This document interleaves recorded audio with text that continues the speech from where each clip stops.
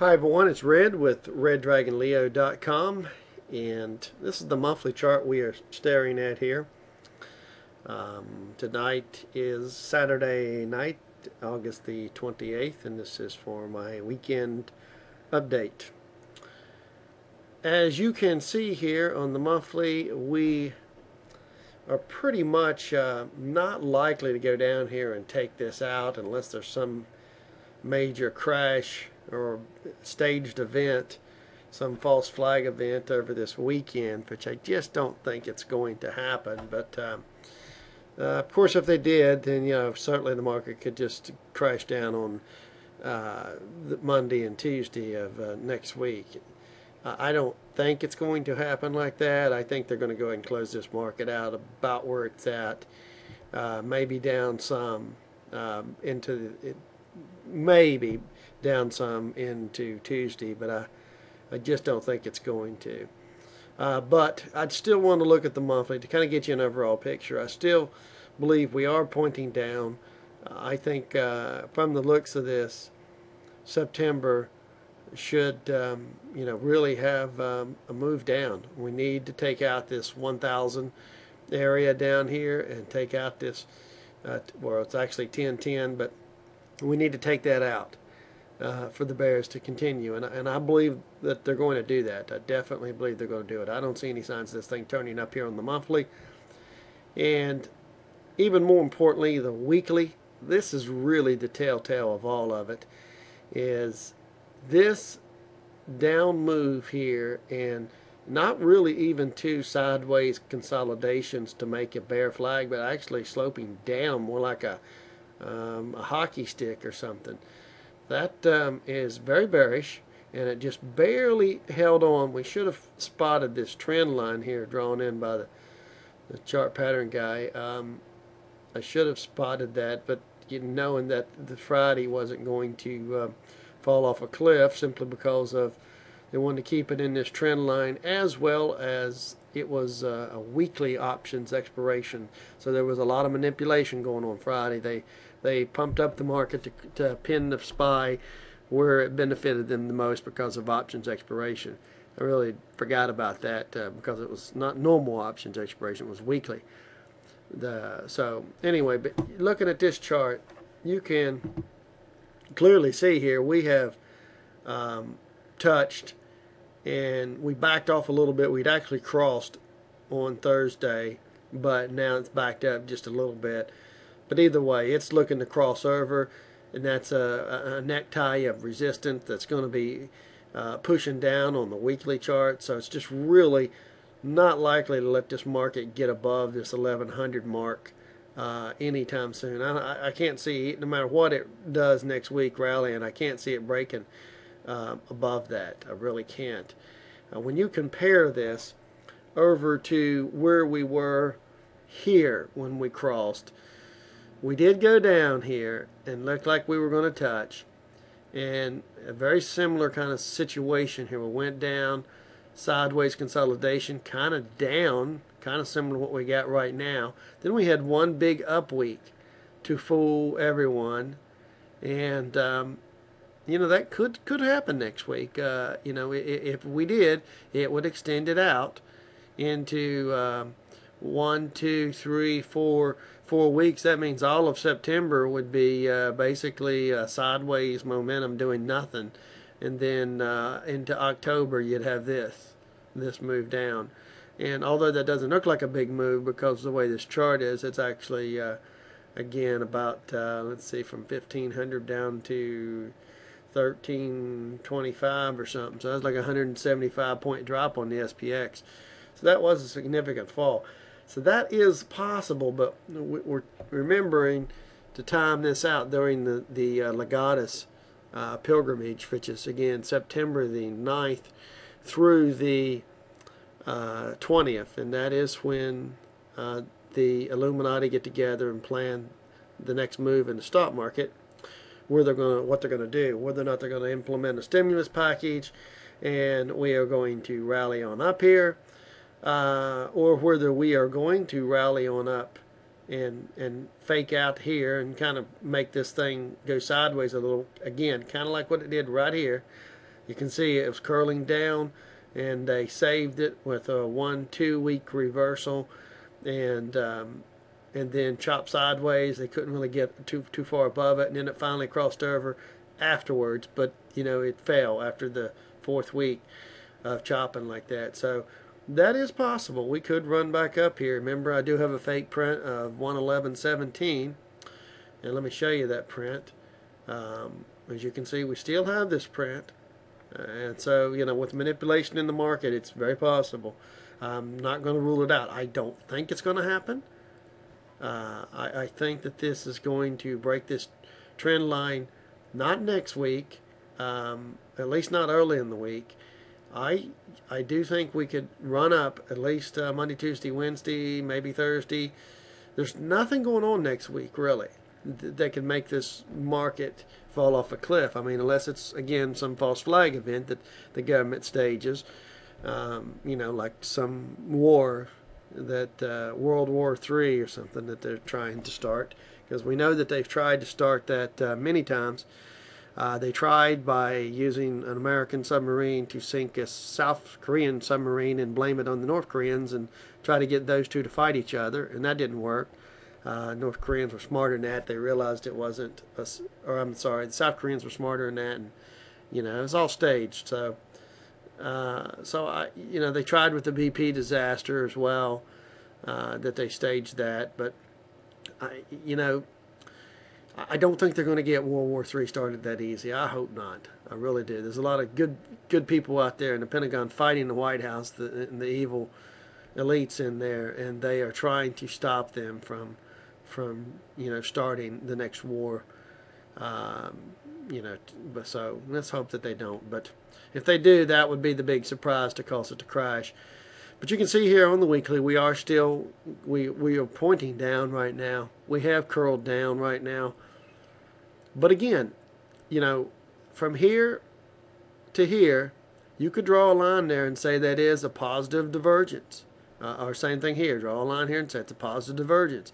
Yes, the market went down here, but it could very well curl up.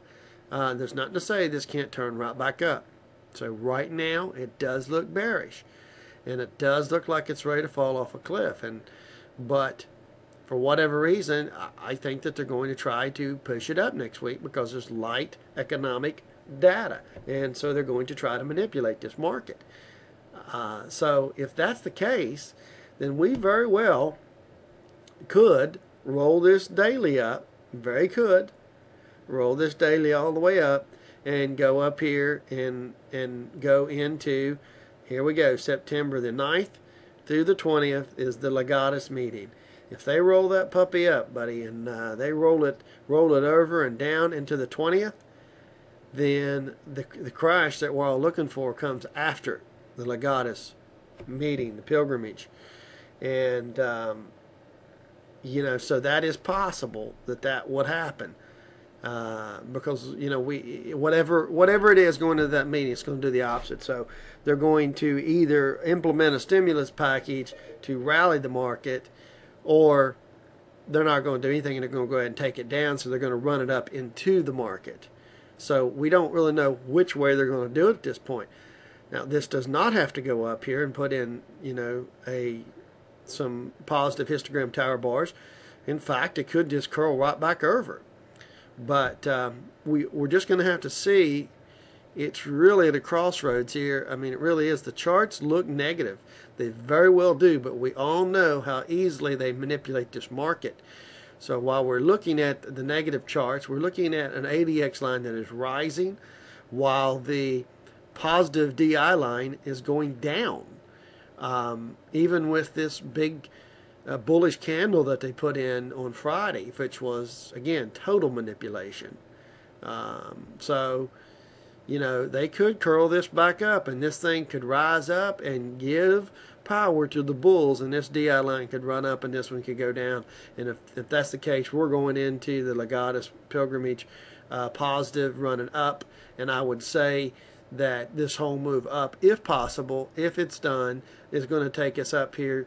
And you talk about shaking out some bears, up here to that 111.17 fake print. And it would take us probably take us all the way into the end of the Legatus pilgrimage, which would be the 20th. And if that was the case, then that would be a wave 1, down, and a very large wave 2 down, 1120.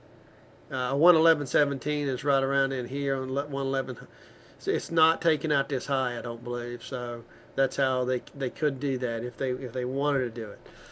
So whether or not that's going to happen or not, man, it's anybody's guess. We just got to have to look and see how the market chops around next week. If it chops around next week and doesn't go anywhere, then chances are the week it's going to go down. Then we're going to go down into that meeting, and we're going to go down to our fake print of Dow 8300 into that Legatus pilgrimage. But right now it's again at a crossroads. They ran this thing up, and as you can see where it's at, I had to refresh the page, sorry. So it's up here now, out of this falling wedge, out of the channel, rising up here.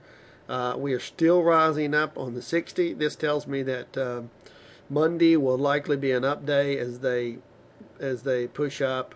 They might curl back down a little and push up. I think it'll probably end up being a flat day, just closing with a spinning top or something. So I think it might go down here a little bit and cycle back up as this works its way back up and gets above the 0 mark. Now, how far above it's going to get, I don't know. It just depends again on how much power that daily chart gives. It's that daily chart. Looking again, if this daily chart really starts to curl back up, it's going to give this 60-minute chart some power, and that 60 minutes chart could run up here like this, and so it could really push up high. So don't count that out. And as for the wave counts, I'll have to go with the chart pattern guy and say that I don't know him much better than he does. He says he doesn't know him very well, but he tries to take a stab at it like I do. The Elliott wave again is just one of them things that you just I consider it an after the fact thing, because there's nothing to say that it can't be changed. So this could have been the end of the move. I mean, really could. Could have had a wave 1 down, a wave 2 up, and a wave, maybe a wave 3 was here, and then maybe that was into wave 3, and and that was wave 4, and then wave 5 was a shortened wave. What they call a truncated wave or something. I think that's what they call it. But and if that's the case, you got your 5 waves down. Now we're in a wave 2 up. Well, wave 2 up can go. If this whole if this whole thing is a wave 1, then you can go up here all the way to where you don't take out this top. As long as you don't take out this top, and all you got to do is get to 111.17, the fake print. So let's keep that in mind, because the put to call ratio is pretty. We're going over here in Cobra's charts right now. As you can see, we could go up here and we could put in one of these as we're going up and squeezing out the bears. Very, very possible. The put to call ratio is very high right now, so we got to keep that in mind. So this thing could run up that 111, and look where that's at, right at the 200-day moving average, 111.17, and our fake print is, where was that again? 111.17. Wow, how amazing is that? So of course that'll change every day, but how funny would that be if we took it up to there? On the VIX chart here, as you can see here, on the VIX, if you draw a line from here all the way down to here, all the way down to here, that puts you, I think, depends on how you draw that line. If you do it with the topping tails, it could easily put you down to 22. But I think actually, if I draw it like this and draw it like this, it's hard to say. It actually could put you down a little lower than that, but certainly we could drop down to 22 and have a bottom there, and maybe bounce around, chop around for a while. So gold here, gold looks like putting a topping tail. It looks like it's ready for a reversal when you look at that. So and that's a tell that maybe fear's coming out of the market. But that's about it, gang. Best of luck to everyone. It might be choppy next week. See ya.